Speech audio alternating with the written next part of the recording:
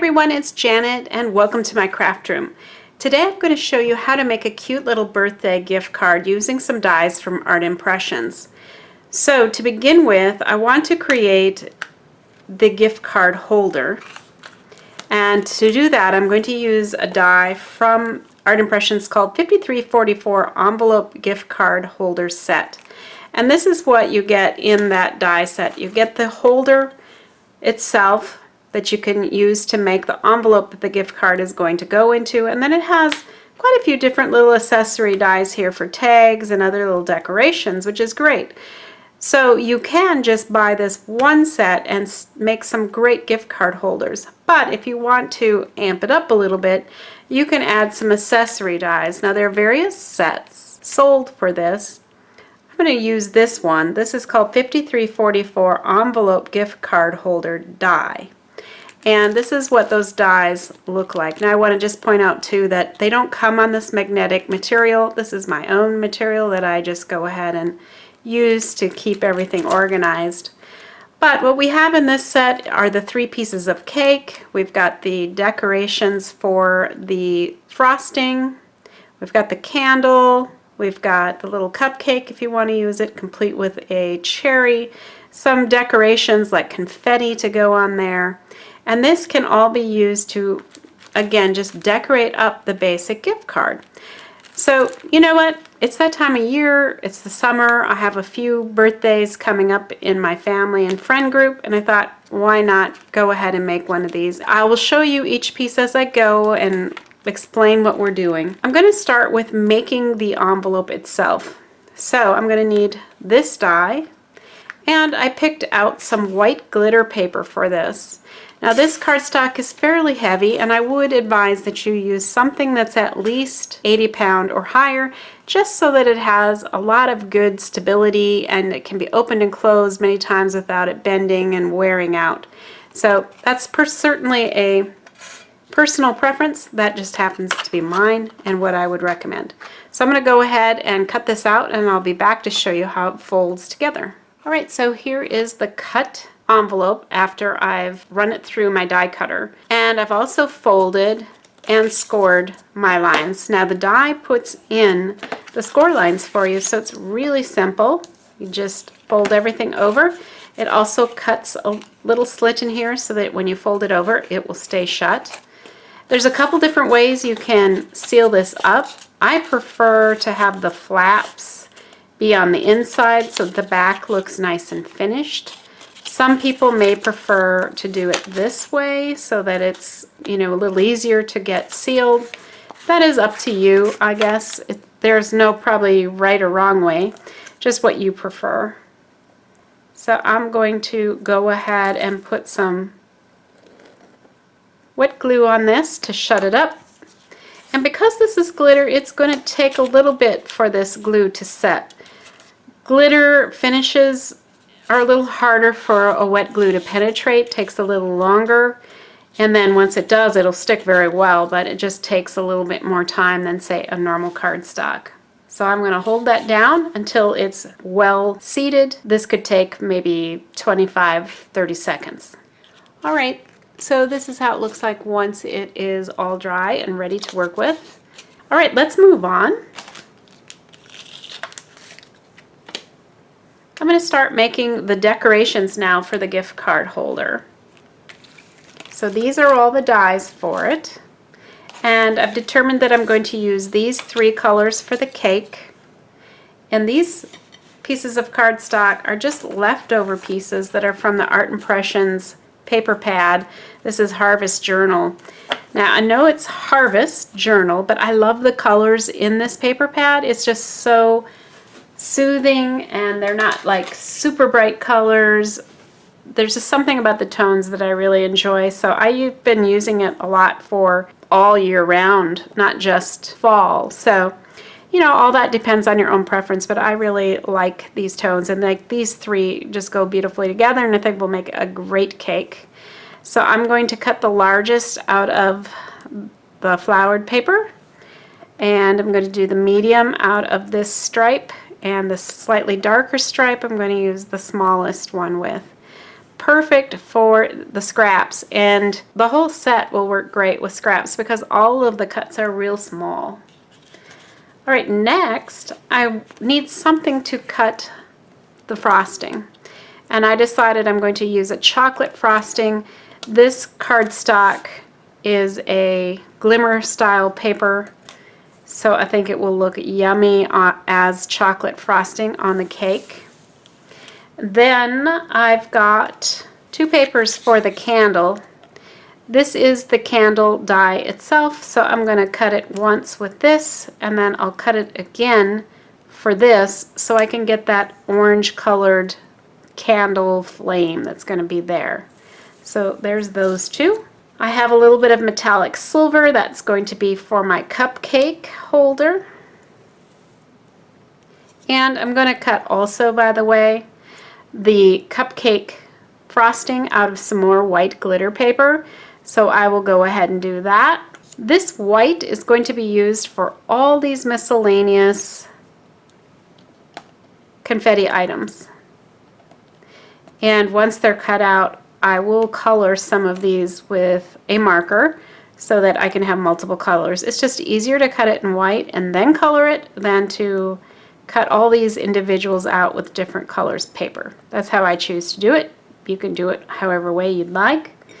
And then I have my cherry, which I've got a piece of red cardstock, so all of that is ready to go.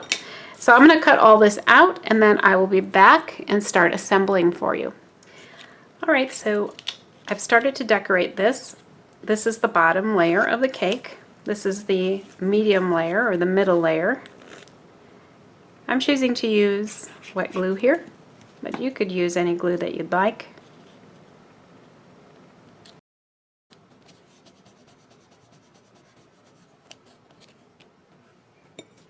And the top layer.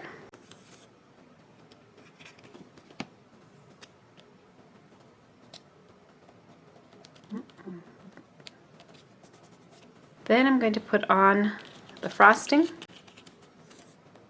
And you could put the frosting on before you put on the cake pieces and layered them up. That certainly would be okay too.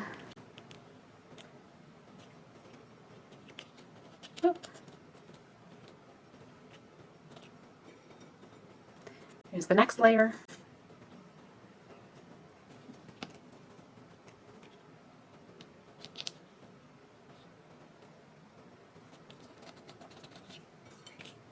And the top layer.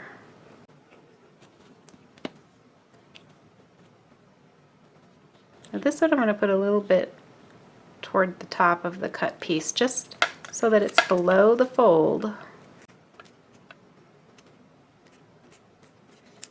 Like that. And I think it's important that you do want to make sure that the fold is where the top of that cake ends up. Alright, so now let's take care of the candle. I'm going to cut off the top of that candle and just get rid of that piece. And I'm going to put some glue here. I'm going to use my picker tool to put that on top. And then I can flip this over and apply that. And actually, I forgot this about this particular die. I think it works best if you don't glue on the entire candle, because then when the envelope flap is shut, it stands up and it looks pretty cool. If you would glue it to the flap, then you would have to fold this down, which works. I mean, it's fine to do it that way also. But in this case, I'm going to leave it unattached so that it can fold easily. Next, I'm going to make the cupcake. And to do that, I'm just going to put a strip of glue there and set that on top. It looks really yummy. Love it. Okay, I'm going to put some glue down here and set it on top like so. Now, you could, if you wanted to, put this up on foam tape. I got that a little crooked. Yeah, so like I was saying, you could put that on foam tape if you'd like. I just chose not to do that. And then I'm going to put this cute cherry on top. I'll put a dollop of glue here where I want the cherry to be. And use my little pickup tool again and set that on there. I think that is super cute. Now the only thing left to do is to color my confetti. So I understand this could be a little bit hard to see because I'm putting this on white, but this is my kind of messy paper that I don't mind getting all yucky as I color these, because some of the color is going to go off on the background. Okay, I chose 5 different Copic markers: red, blue, green, orange, and purple. And all I'm going to do is drag it along and color it. That's the purple. Here's the red. And I think I will color this thing red as well. This is like a corkscrew style confetti. And we'll make this orange piece. And then we have blue.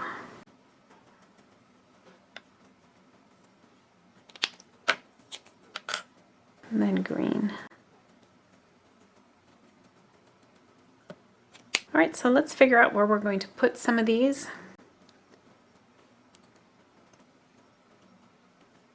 It's really just a matter of where you want to place it.